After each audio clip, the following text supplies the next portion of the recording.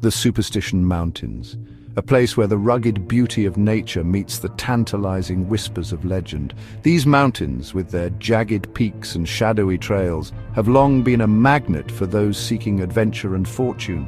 A place of rugged beauty. The terrain here is unforgiving, with rocky outcrops and steep cliffs that challenge even the most experienced hikers.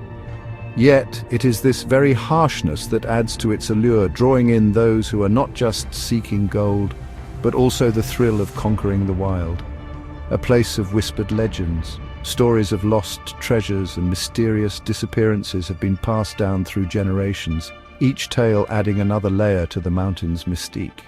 The most famous of these legends is that of the Lost Dutchman's gold mine, a treasure trove said to be hidden deep within the mountain's heart, and for Dr. Adolf Ruth, a place of ultimate obsession. This German immigrant, a man of science and reason, found himself irresistibly drawn to the legend of the Lost Dutchman's gold mine. In 1931, he set out on a quest that would consume him entirely. In 1931, this German immigrant, driven by the enduring myth of the Lost Dutchman's gold mine, set out to conquer the mountain and claim its fabled treasure.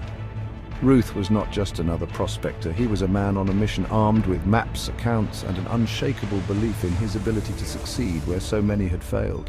The Dutchman's lost gold, a tale whispered among prospectors and dreamers, promised unimaginable riches. The legend spoke of gold nuggets the size of a man's fist and veins of pure gold snaking through the mountain's heart. For Ruth, these were not just stories. They were a call to adventure, a challenge to his intellect and determination. Ruth, a man of science and reason, found himself captivated by its allure. He meticulously studied the legends, poring over maps and accounts with the precision of a scholar. He was convinced that he held the key to unlocking the mountain's secrets, that his intellect and determination would lead him to the treasure that had eluded so many before him. He believed that with his intellect and determination, he could unravel the mystery that had eluded so many. With each step he took into the wilderness, his heart thrummed with the spirit of adventure. The promise of untold riches eclipsed the whispers of danger that clung to the superstitions like morning mist. The Lost Dutchman's mine, said to be hidden deep within the Superstition wilderness, had claimed the lives and sanity of countless souls. The mountain was not just a physical challenge, it was a psychological one, testing the resolve and sanity of those who dared to seek its secrets. Yet the legend persisted, fueled by rumors of gold nuggets the size of a man's fist and veins of pure gold snaking through the mountain's heart. Ruth, however, remained undeterred. He was driven by a vision, a belief that he could succeed where others had failed. He had studied the legends, meticulously poring over maps and accounts, convinced that he held the key to unlocking the mountain's secrets. His preparations were thorough, his resolve unshakable. He believed that he was on the brink of a great discovery. His heart thrummed with the spirit of adventure, the promise of untold riches eclipsing the whispers of danger that clung to the superstitions like morning mist. Each step he took was a step closer to his dream, a step deeper into the unknown. Little did he know, the mountain held secrets far more profound than gold. The superstitions were a place where the line between reality and legend blurred, where the quest for treasure could lead to unexpected and often perilous outcomes. Secrets that would forever etch his name into its lore.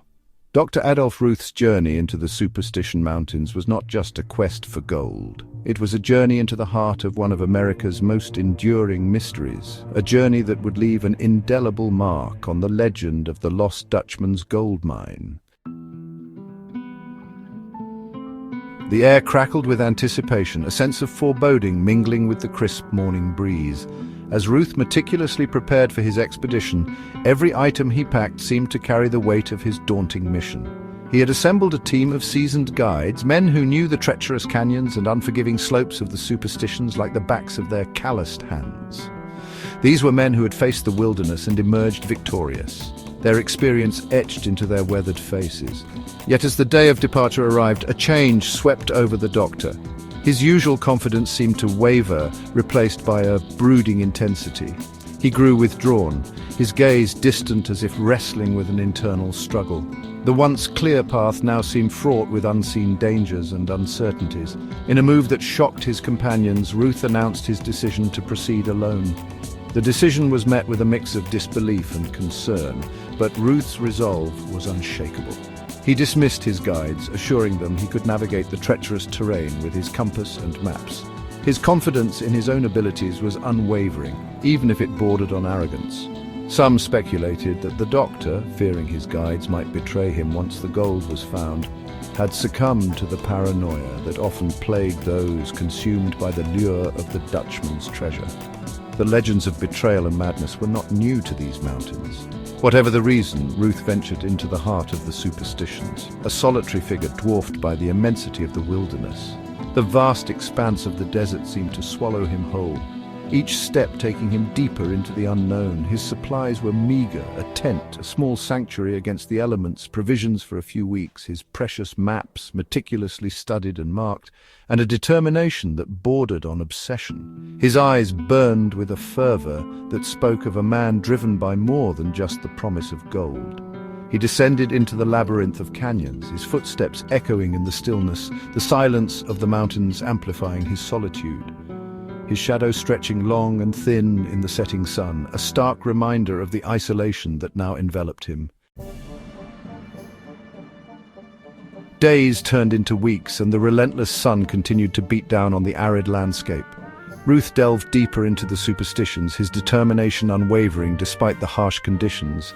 He meticulously documented his findings, his notes filled with cryptic symbols and references to landmarks mentioned in the Dutchman's legend.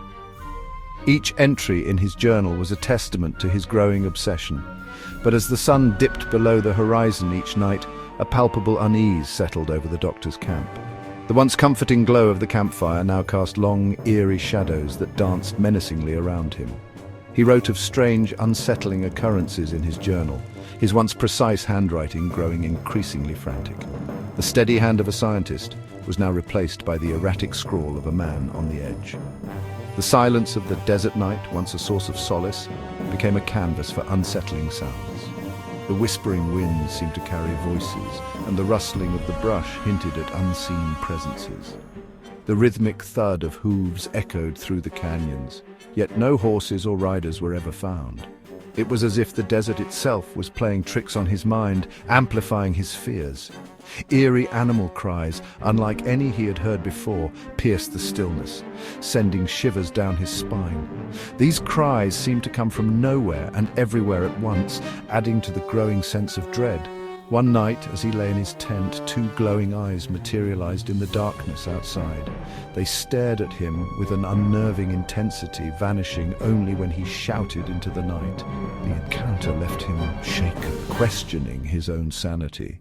They stared at him with an unnerving intensity, vanishing only when he shouted into the night. The encounter left him shaken, questioning his own sanity. Fear, a primal instinct he had never before experienced, began to gnaw at the edges of his resolve. The once confident explorer now found himself looking over his shoulder, haunted by the unknown. These strange occurrences, coupled with the lack of any sign of the lost mine, began to chip away at his once unwavering confidence. The vast, unforgiving desert seemed to mock his efforts, and the legend of the Dutchman's mine remained just that, a legend, elusive and out of reach. To be continued. All right, folks, here we are at the crux of our journey. The final message, the ultimate riddle. This is where everything we've learned comes together. It's like the last piece of a complex puzzle finally snapping into place. So let's take a deep breath and dive right in. Are you ready? Let's unravel this mystery together. In the vast expanse of time and space, another soul steps forward, facing the great unknown. Their journey, filled with uncertainty and wonder, mirrors the endless quest for understanding that defines us all.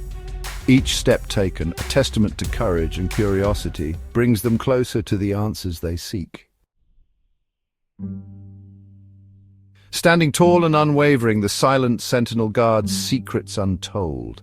It watches over the passage of time, bearing witness to the ebb and flow of countless lives.